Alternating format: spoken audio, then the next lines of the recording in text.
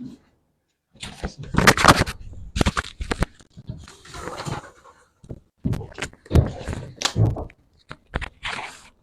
think I have to let. Yes.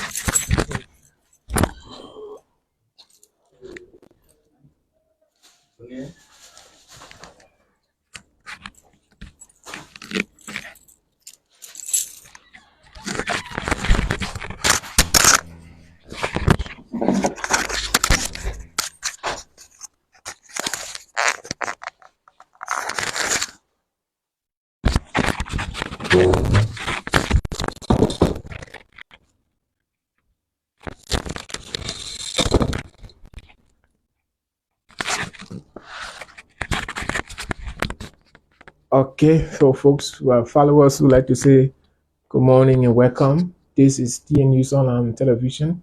My name is Josh Cooper. I'm here in a profiling interview with Major Dr. Alberta Clark-Colley, Liberia, a female surgeon and commander of the 14th Military Hospital and the medical command of the Armed Forces of Liberia. She's going to be sharing her life story with us in order to be able to motivate other young women out there, especially young people who are lost hope and think that because of their situation, because of their background, because of their condition, they can no longer make it. But yes, just by listening to her story, somebody out there can be motivated, and somebody up there can now know that they can still make it. It's never too late for them. So follow us, share the live as we listen to uh, Dr. Alberta Clark-Colley from the Armed Forces of Liberia here at the 14th Military Hospital. The name is Josh Cooper. Morning, Da. Good morning, George, and welcome. Okay. Thanks so much for accepting our invitation to be here, and thank you for the job you do here. So let get to know who you are. First, let know what's the name. Thank you so much, George. My name is Major Dr. Alberta Clark-Colley, Okay. and as been rightly said, I'm the commander of the military hospital and the rest of the satellite clinics, so that's the entire medical command. The command's headquarters is here at the 14th Military Hospital. Okay. So I'm married, and I'm married to another doctor. Wow. Yes, he's Dr. Augustine L. Colley. And of course, I have 3 children and multiple other children. Is he army person too? Oh no, he's just a medical doctor. He's not an army personnel. Okay. Yeah. So okay. Let begin with Berta Clark-Colley. As a young woman in the military, and then a doctor, and then tell us. Let's know a little bit about. Berta Clark-Colley. Okay. So firstly, it was Alberta Clark before I became a Colley. Mm-hmm. And so my education primarily I started at the Bright Functional School, Bright Functional High School. Bright Functional Primary School. Okay. It was up Johnson Street. Mm-hmm. That's where we started because we lived up Maple Street for a while. You know, previously I said I came from humble beginnings, but people didn't understand it because I said my father was a counselor at law. Okay. But my father wasn't always a counselor at law. We had some real struggle days. Mm-hmm. Yes, we started out with. So coming back to the military, Okay. where you belong. How you all started. Okay. So I wasn't always working here. As a doctor, you usually get sent all over the country to work. Okay. Yeah, so I had graduated from the Liberia College of Physicians and Surgeons as Liberia's first female home trained surgeon. And so I was assigned at the JFK hospital for a while. Okay. But then after a while, then when the military hospital was opening, they decided that they needed doctors to come in to help And so the Ministry of Health assigned me here. Okay. Yes. And so when I got assigned here, I came and I saw the way, the soldiers move around. I saw what was happening. And then the army did not have any medical doctors at all. Okay. And so that's how we decided that, we're going to give our services. And we came in, we saw it as service both ways, for humanity, of course, to the country and to the entire country security sector. Wow. Yeah. So is it something easy, especially you being a female, getting to this kind of a level? Was it easy for you? How was it like? No. So challenging. Very challenging. To become an army personnel, you have to go through trainings. Okay. And to do the trainings, you have to measure up and be up to the task to do certain things. So there were things that I wasn't able to do, but when we went for the training, we had to find ourselves doing them. We can't disclose everything, but yes, there were the trainings that we had to do, that we never done, and we didn't think that we would have made it, but we had the encouragement from our teachers and everybody helping us and putting us on track. And we always had to stay focused to know that this is something that we want to do, and want to do it to better not only ourselves but our country, and also to show to people that you can come from nowhere and become somebody. So how did you get inspired? So I got inspired, as I said, when I came and I saw the soldiers moving. Usually, so when I was in medical school, when the army started back in 2008, when they recruited a new army, I would see the ladies in the army uniform, yes, and most of them they were moving the trucks. Okay. So it really fascinated me, to see them. So I always had it in the back of my mind that maybe one day I was going to serve, but I didn't think it was going to be this early. Okay. I always thought that it was going to be maybe my retirement age, but it was a good decision to have come. So in the midst of all the challenges, especially for the female, because they are always intimidated at times, and sometimes they get discouraged and feel that among the men we can't make it, especially when the men are at a huge number. So how will you overcome all of these challenges, and how were you motivated to that extent that I can make it with this guy, in fact I can even do better? And today you pass through and you have reached to, the high class level, serving as a major to that extent. Yes, so it sounds easy, but I prayed. Okay. I prayed a lot, and I told God that this thing that I'm starting, I cannot do it on my own. So I have been helped by the Lord. He helped me to stay focused, because I'm telling you, there were times that I wanted to just pack my bags and come home. I know. Right? Yes, I was just like, you know what? I don't think, no.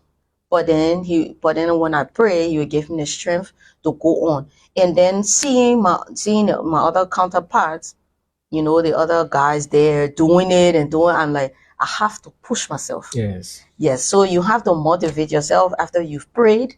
You have to motivate yourself, and you have to push yourself to be able to do what you got to do. Yeah, push it. Okay, so folks, that's it.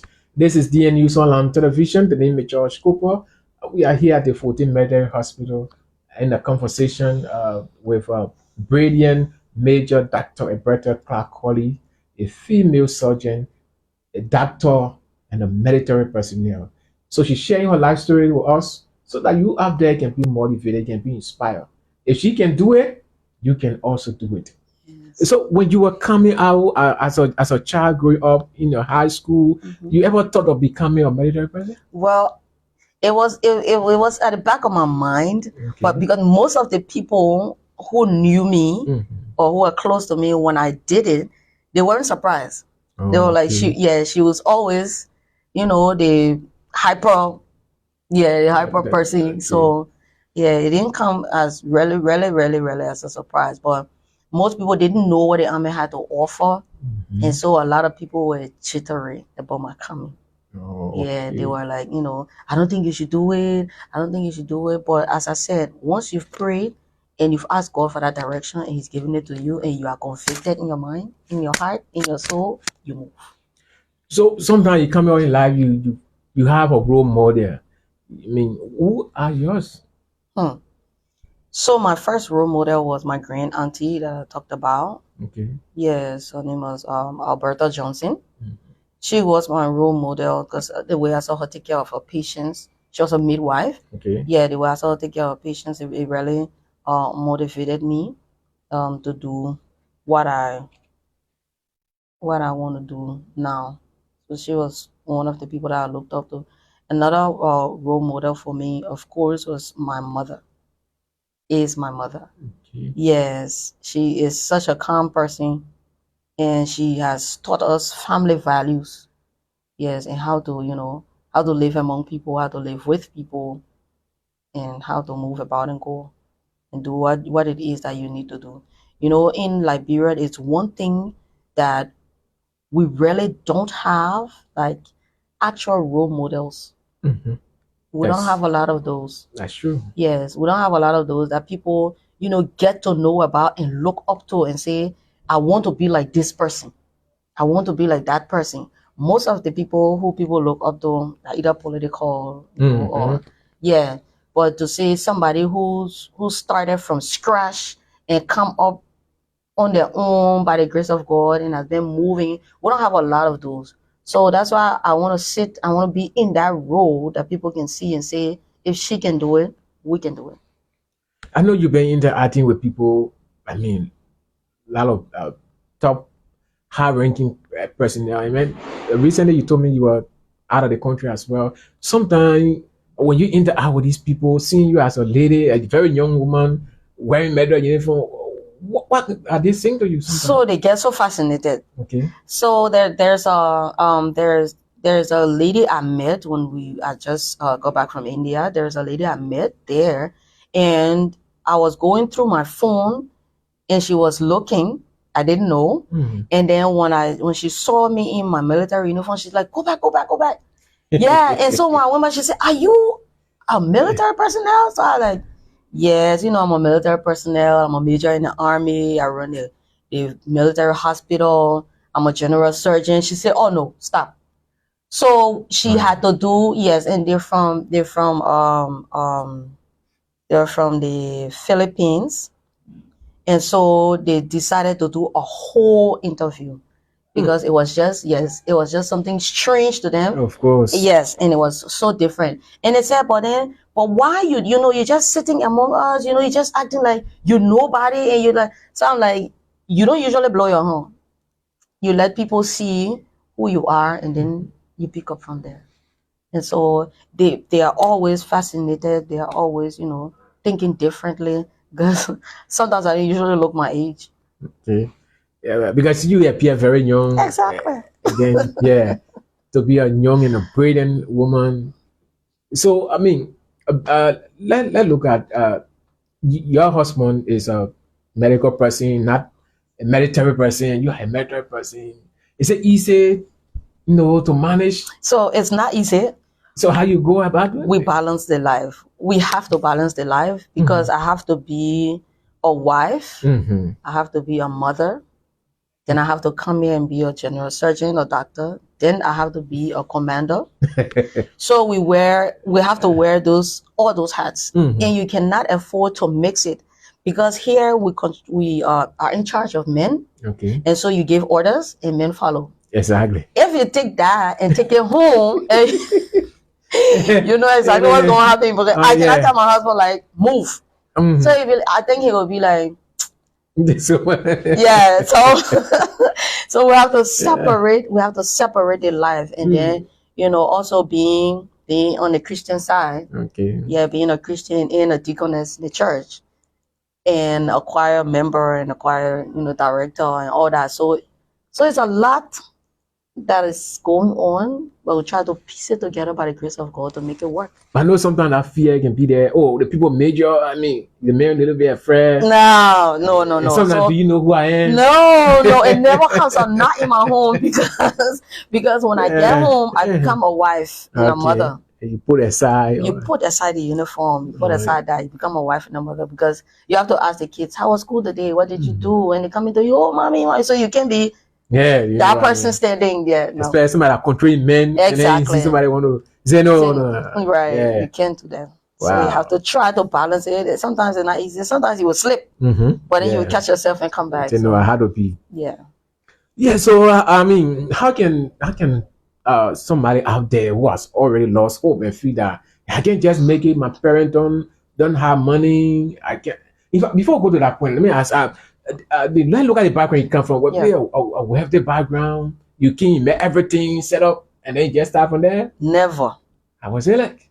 Never. It was so I don't even have like people get born and they say, "Oh, I was born in this hospital. I was born in this center. I was born in this place." I had a home birth, Okay. so that's how humble it is.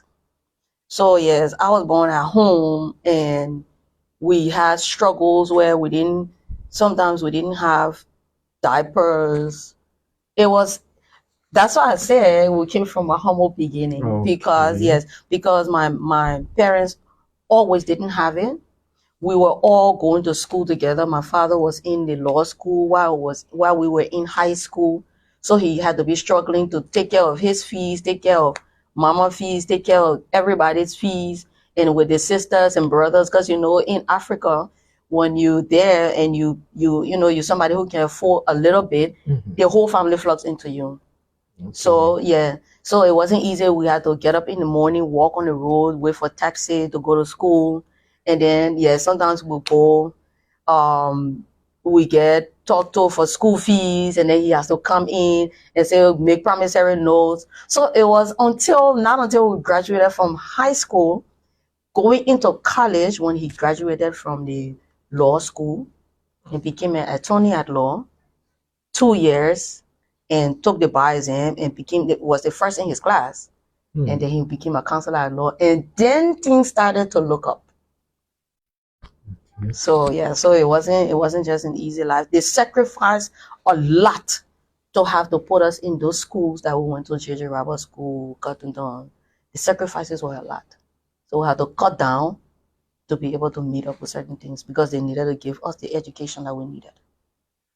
So how can you inspire? I mean, a lot of people, especially those who are lose hope and think that they can make it, probably their background, the situation they're going through.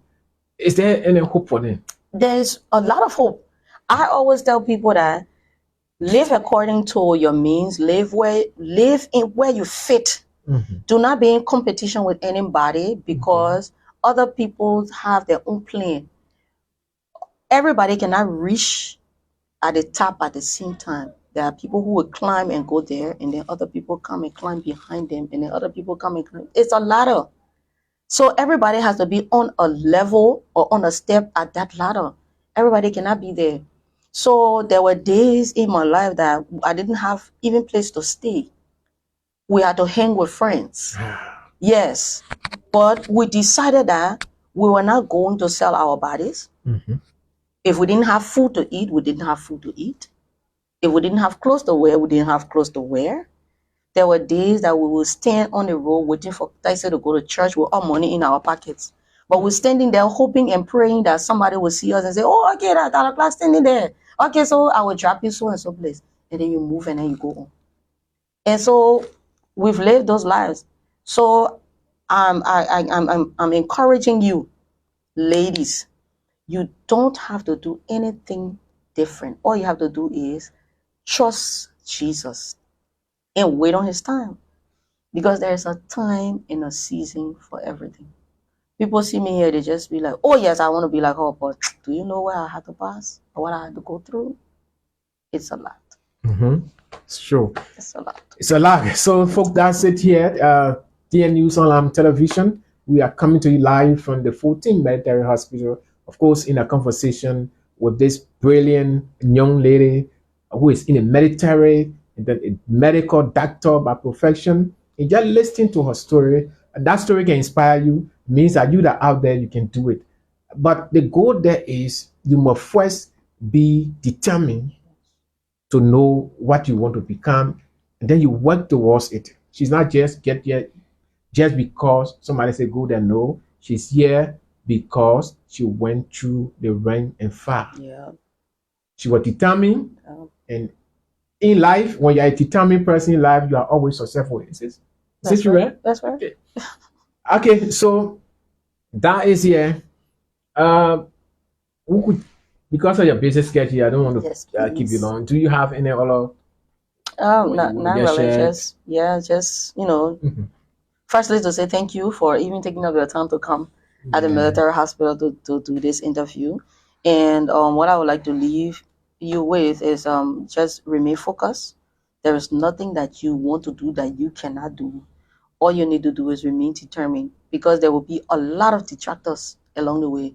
A lot of people will tell you that you can make it, you can do this. As I said earlier, there was a teacher who said I was defiant and I was rude and I was being very unbecoming because I want to do what men only supposed to do. So general surgery usually used to be just men. So when I came in, I was the only lady in the class, and it was very hard. And everybody, yes, and he said, "You will not make it as long as I'm here. I'll make sure that you're not make it because you're not supposed to do this. This is for men, Not for the not for women. So you stay away, and you go do other things, go do pediatrics, go do this, go do that, but general surgery, no, you are not supposed to do it. And I'm still pushing because there is one more, there is two more, there are two more heights that I have to meet. Okay. So we are still pushing and we'll continue to push. So please don't give up. Don't give up. Continue to remain focused. You believe in God, and He will take you to higher heights.